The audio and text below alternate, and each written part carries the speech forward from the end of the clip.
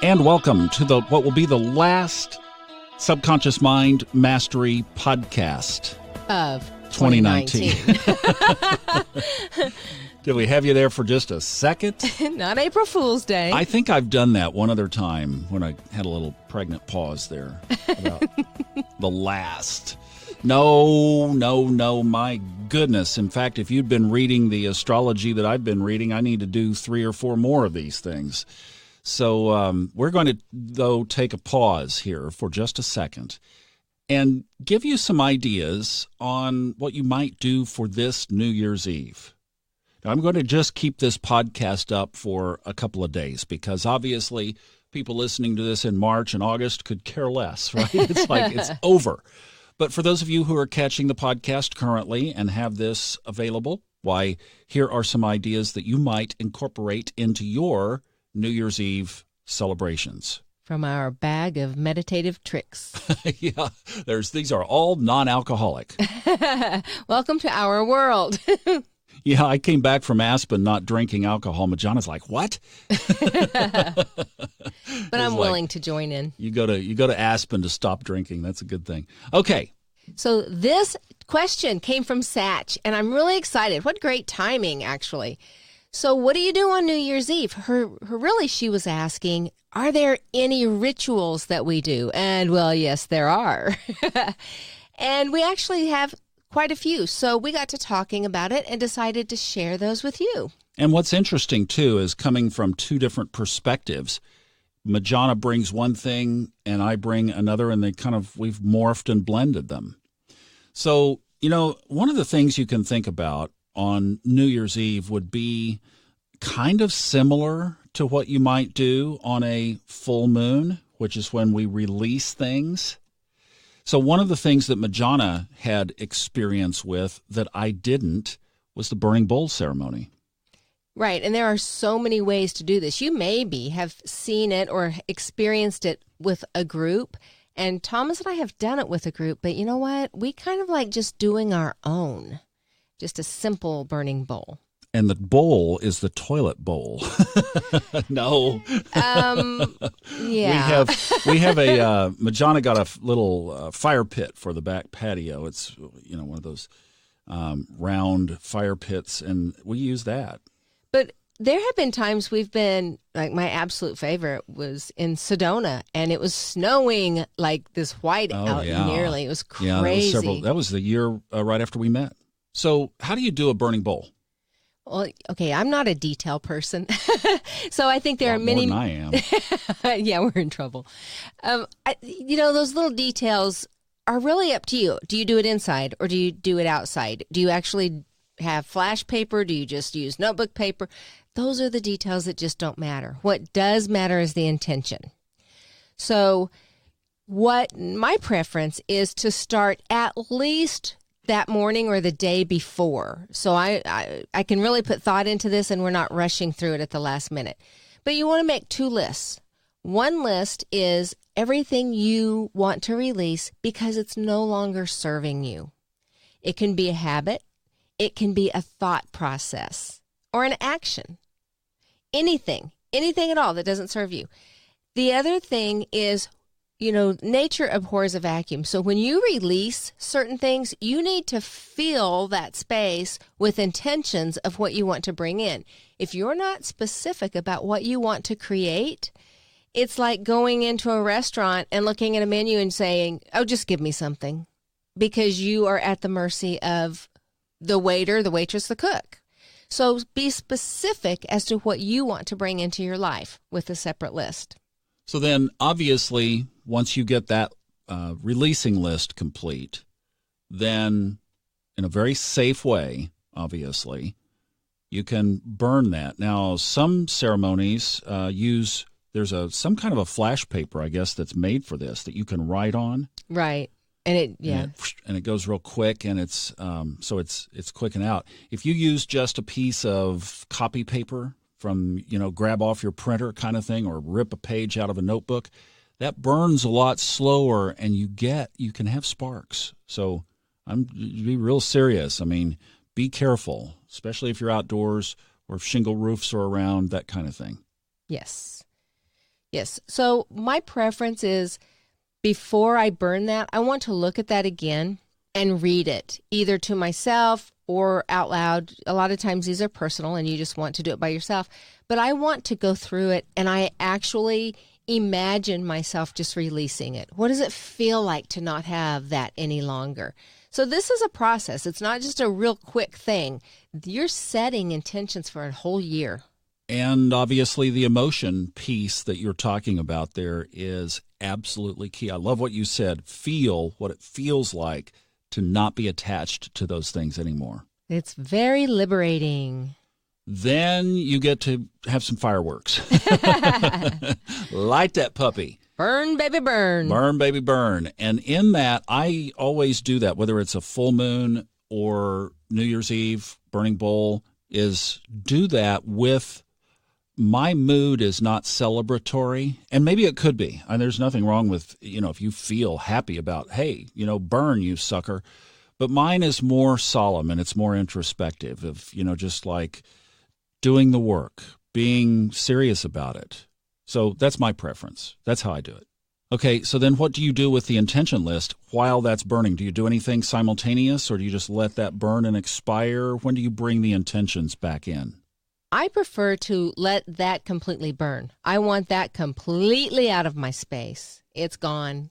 And then I pull out my other list and read those things one at a time and feel the accomplishment of those. Feeling is huge here, right? It's not, visualizing is important, but feeling it is, I think, the key element. So one at a time, go through your list and feel that. And then you can tuck that list away. You don't want to burn that. You're hanging on to it. You can tuck it away or go into another strategy. Here's a good one. This one came to me when I was not conscious, but boy, did it wake me up. So you could take that list or create another list, and you basically fold it up, put it in a sealed envelope. And in some groups or churches and other places that do this collectively, some people will even collect the envelopes, stick a stamp on it, and mail it back to you, obviously, the end of the next year. Me, I always moved around too much, so that was didn't work. It's well, it'll probably come back to you. But the point is, when you seal it and forget it, and then open it up a year later, you will be amazed at how many things on that list have come to fruition. That's where the intention is important. Not only the intention, but the forgetting it, where you just dismiss it. You've made it so. You have felt it, and then you set the intention and released it, and your subconscious mind works its magic. Yeah, that's a really cool exercise. So something similar, instead of just doing a list, is to write yourself a letter. Yes. But write that letter as if it has already happened, right? Typical just scripting technique, right? Yes. Write it like a news story. Not fake news, real news. This is the real McCoy. Real stuff. Yeah. A letter to yourself. And that's pretty cool to open that up, at the beginning of December of that next year and say, oh, look, I said this is what I did. This is how great it felt. I was right. It does. Yeah, that's a really cool. And it really gets your subconscious mind in alignment with the intentions that you're putting on that piece of paper. Powerful. Some people do labyrinths. Walk a labyrinth. Yes, which is, it's just a walking meditation, nice and slowly. Again, setting intentions, because meditating doesn't have to be sitting still in lotus position. In fact, that's your least favorite. Yeah, no, that doesn't work for me. I get lists, but they're not what I'm looking for. Yeah, so a labyrinth. And, they even have indoor labyrinths that are portable. They make me think of huge twister games. That is the sound of my fingers on Amazon buying one of those suckers. Get me an indoor labyrinth. All right. Now, I know some of the Centers for Spiritual Living and Unity type congregations, New Thought type places will do a white stone ceremony. I've heard it just called your word of the year in other. Yeah, that's cool. Yeah, in non-secular areas. So it's during your meditation, while you're walking the labyrinth or while you're in some sort of a meditative, mindful state, just ask your guides, ask the universe, whatever your belief system is, God, what is my word for the year? It's a theme. What word will carry me through as a guiding light, so to speak?